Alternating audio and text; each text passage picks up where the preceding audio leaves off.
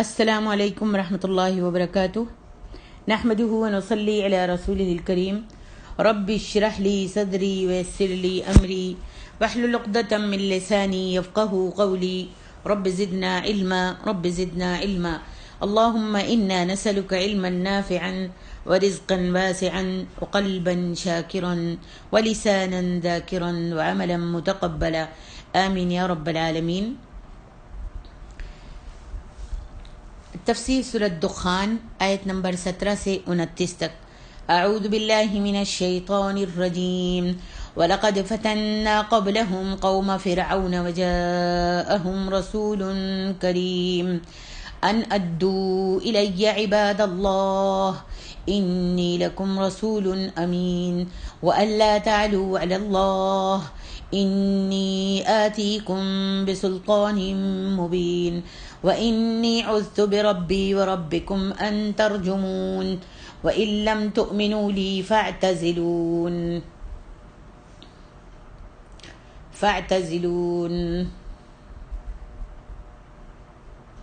اور البتہ تحقیق ان سے پہلے ہم نے قوم فرعون کو آزمایا اور ان کے پاس ایک معزز رسول آیا تھا۔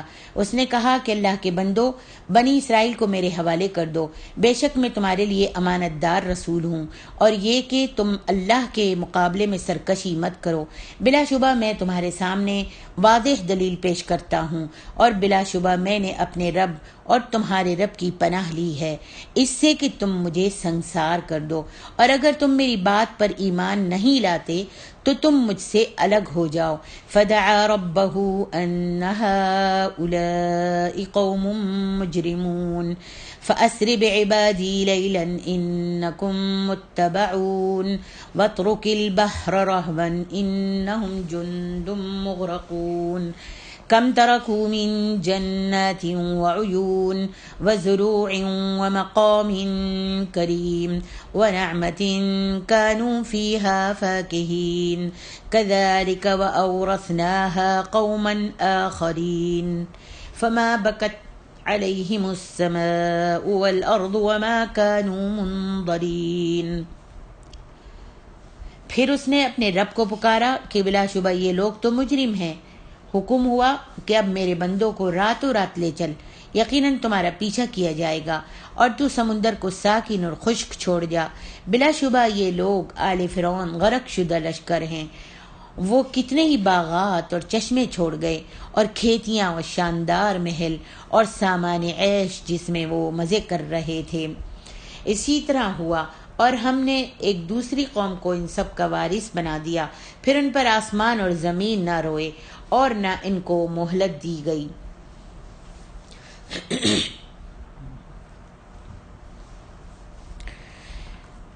یہاں پر اللہ تعالیٰ فرماتے ہیں وَلَقَدْ فَتَنَّا قَبْلَهُمْ قَوْمَ فِرْعَوْنَ وَجَاءَهُمْ رَسُولٌ کریم، یعنی وہ بھی انتہائی ہٹ درم اور عہد شکن تھے، عہدوں کو وعدوں کو توڑنے والے تھے۔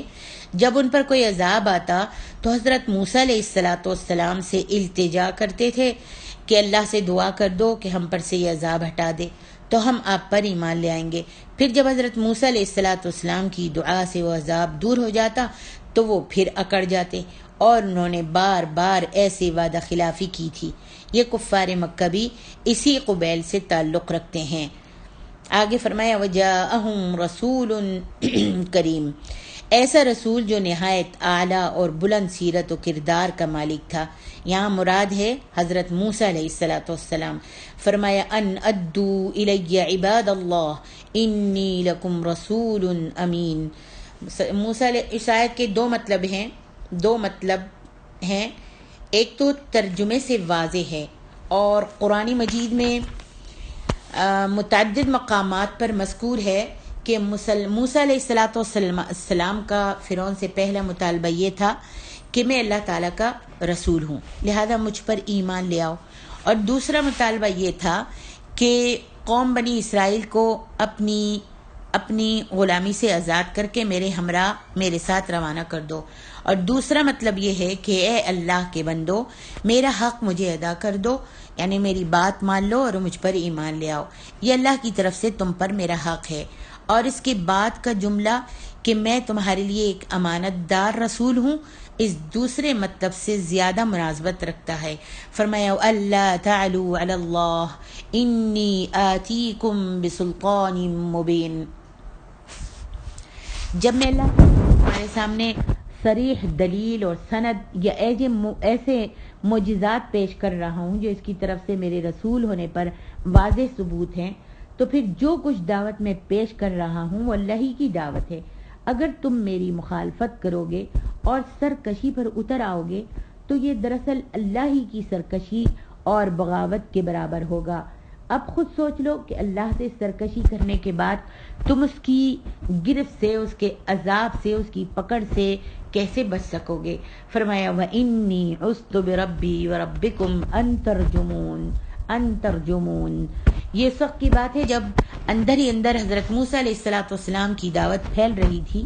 بنی اسرائیل کے علاوہ قوم فرعون کے بھی بہت سے آدمی در پردہ حضرت موسیٰ علیہ السلام پر ایمان لا چکے تھے، اور فرعون کو اپنی سلطنت کے چھن جانے کا خطرہ پیدا ہو گیا تھا، اور اس نے اپنے درباریوں سے اور قوم کے لوگوں سے کہا تھا کہ مجھ کو چھوڑ دو، میں موسیٰ کو قتل کیے دیتا ہوں، موسیٰ کو قتل کر دیتا ہوں، ورنہ وہ تمہارا دین بھی تباہ کر دے گا اور ملک میں سخت بد امنی پھیلا دے گا۔ اس کے جواب میں موسیٰ علیہ السلام نے فرمایا کہ میں اپنے پروردگار کی پناہ میں آ چکا ہوں۔ وَإِنِّي عُذْتُ بِرَبِّي وَرَبِّكُمْ أَن تَرْجُمُونَ۔ میں اپنے اللہ رب العالمین کی پناہ میں آ چکا ہوں، لہذا تم میرا بال بھی بیکا نہیں کر سکو گے، مجھے رجم کرنا تو بہت دور کی بات ہے۔ وَإِن لَّمْ تُؤْمِنُوا لِي فَاعْتَزِلُونِ۔ اگر تم میری دعوت قبول نہیں کرتے تو مجھے میرے حال پر چھوڑ دو اور مجھے ایذا مت پہنچاؤ، ورنہ تم کبھی اللہ کی پکڑ سے بچ نہیں سکو گے۔ اور اس کا دوسرا مطلب یہ ہے کہ اگر تم مجھ پر ایمان نہیں لاتے تو مت لاؤ، مگر میری راہ کو مت روکو، میری راستے کو مت روکو، اور بنی اسرائیل کو میرے ہمراہ کر دو، میرے ساتھ جانے دو۔ فرمایا فدعا ربہ ان ہؤلاء قوم مجرمون۔ موسیٰ علیہ السلام کی یہ فریاد ویسی ہی فریاد ہے جو انبیاء کرام اپنی قوم کو سمجھانے اور ان کی طرف سے پوری طرح مایوس ہو جانے کے بعد کیا کرتے ہیں۔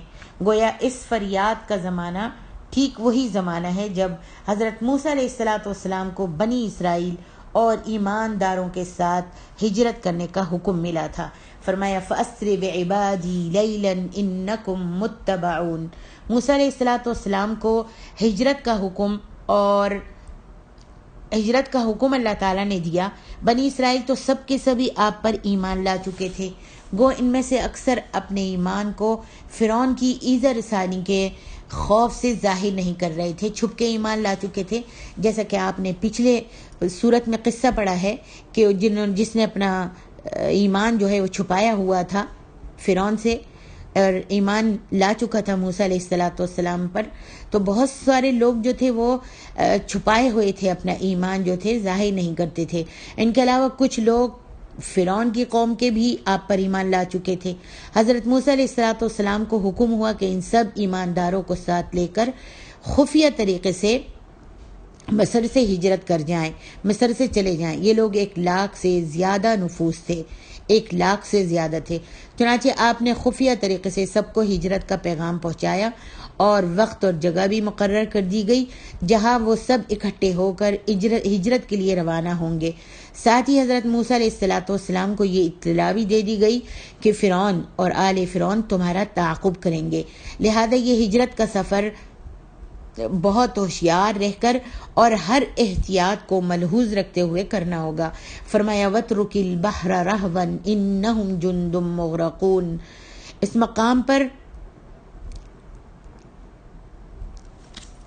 مقام پر اللہ تبارک و تعالی نے ان واقعات کی طرف اشارہ کیا ہے جب حضرت موسیٰ علیہ السلام اور ان کے ساتھی سمندر سے پار اتر چکے، جب فرعون ان کے پیچھے تھا اپنی فوج کے ساتھ، اور موسیٰ علیہ السلام اپنی قوم بنی اسرائیل کے ساتھ جب سمندر پار کر چکے تو انہوں نے دیکھا کہ فرعون اور اس کا عظیم لشکر ان کے تعاقب میں سمندر کے دوسرے ساحل پر پہنچ گئے ہیں، بالکل ساحل کے پاس پہنچ گئے ہیں۔ اس وقت حضرت موسیٰ علیہ السلام کو خیال آیا کہ سمندر کے پانی پر پھر اپنا عصا ماریں تاکہ سمندر کا پانی جو ہے پھر سے رواں ہو جائے۔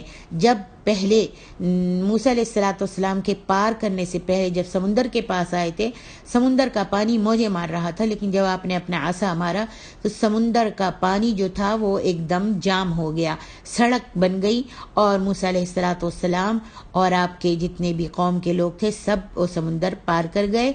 تو فرعون جو پیچھے آ رہا تھا، اور جب وہ ساحل کے پاس پہنچ گیا تو موسیٰ علیہ السلام کو خیال آیا کہ سمندر کے پانی پر یہ جو کھڑا ہوا ہے جام ہو گیا ہے، سڑک بن گئی ہے، اس کے اوپر دوبارہ عصا ماروں، لاٹھی ماروں تاکہ پانی جو ہے رواں ہو جائے، جاری ہو جائے، اور فرعون اور اس کا لشکر جو ہے سمندر کے دوسرے ساحل پر ہی کھڑے کے کھڑے رہ جائیں اور ہم تک نہ پہنچے، اور سمندر میں بنے ہوئے خشک راستے سے موسیٰ علیہ السلام اور ان کے ساتھیوں کا تعاقب نہ کر سکے۔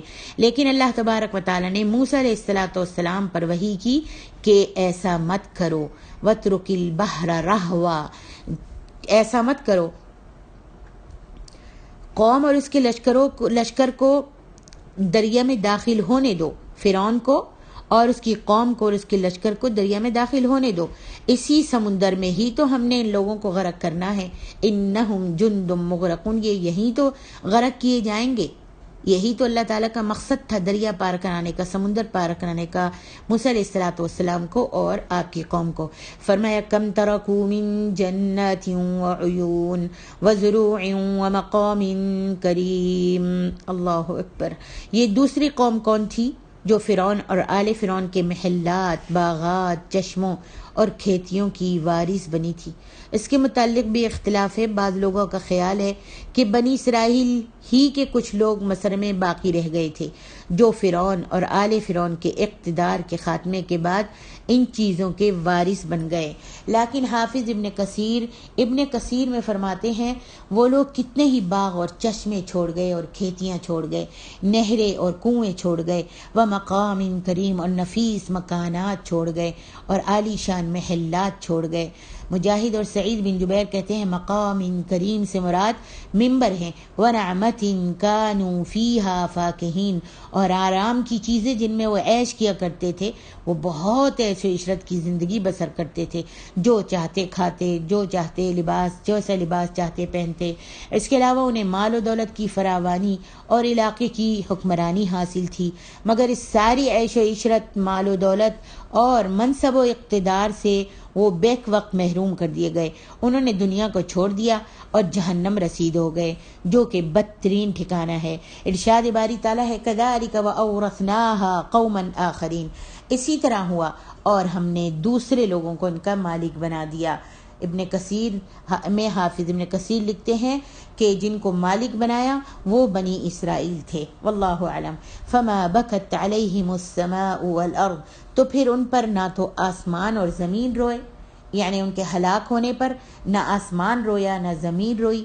ان کے اعمال اس لیے کہ اچھے نہیں تھے کہ آسمان کے دروازوں سے اوپر چڑھتے ہوں، اور اب وہ ان کے نہ چڑھنے کی وجہ سے آسمان روتا ہو، اور نہ زمین ہی کے مختلف علاقوں میں انہوں نے اللہ تبارک و تعالیٰ کی عبادت کی تھی کہ اب وہ ان کی عدم موجودگی کو محسوس کرتی ہو، اس لیے وہ اسی بات کے مستحق تھے کہ انہیں ذرہ بھر مہلت نہ دی جاتی، اس لیے کہ وہ کفر، جرم، سرکشی اور دشمنی کی تمام حدود سے تجاوز کر گئے تھے۔ ابن جریر نے سعید بن جبیر سے روایت کیا ہے کہ ایک شخص نے ابن عباس کی خدمت میں عرض کی، اے ابو العباس، ارشاد باری تعالیٰ ہے فما بکت علیہم السماء والارض وما كانوا منظرین، تو کیا آسمان و زمین بھی کسی بات پر روتے ہیں؟ ابن عباس نے فرمایا ہاں، مخلوقات میں سے ہر ایک کے لیے آسمان میں ایک دروازہ ہے جس سے اس کا رزق نازل ہوتا ہے اور اس کا عمل اوپر جاتا ہے۔ جب مومن فوت ہو جاتا ہے تو اس کا وہ دروازہ بند کر دیا جاتا ہے، جس سے اس کا عمل اس کا عمل اوپر جاتا ہے اور نہ ہی رزق نازل ہوتا ہے، اور اس سے نہ ہی رزق حاصل ہوتا ہے۔ جب وہ اس کے عمل کو اوپر آتے ہوئے نہیں دیکھتا، یعنی آسمان اور وہ دروازہ جب اس کے نیک انسان کے عمل کو اوپر آتے ہوئے نہیں دیکھتا تو رونے لگتا ہے۔ اسی طرح جب وہ زمین اسے نہیں دیکھتی جہاں پر وہ اچھے کام کیا کرتا تھا، نماز پڑھا کرتا تھا اور دعوے کے کاموں کے لیے اپنے پیروں سے چل کر حلقہ ذکر میں، حلقہ قرآن میں جایا کرتا تھا، تعلیم، دین کی تعلیم حاصل کرنے کے لیے جایا کرتا تھا، نیکی کی طرف دوڑ لگاتا تھا۔ جب زمین بھی اس کو نہیں دیکھتی جس پر وہ نماز ادا کیا کرتا تھا اور اللہ کا ذکر کیا کرتا تھا، تو زمین بھی اس پر روتی ہے۔ اللہ اکبر۔ قوم فرعون کے نہ تو زمین میں نیک آثار تھے اور نہ ان کا کوئی نیک عمل ہی اوپر جاتا تھا، اس لیے ان پر نہ آسمان رویا اور نہ زمین روئی۔ اوفی نے بھی ابن عباس رضی اللہ عنہما سے اسی طرح روایت کیا ہے۔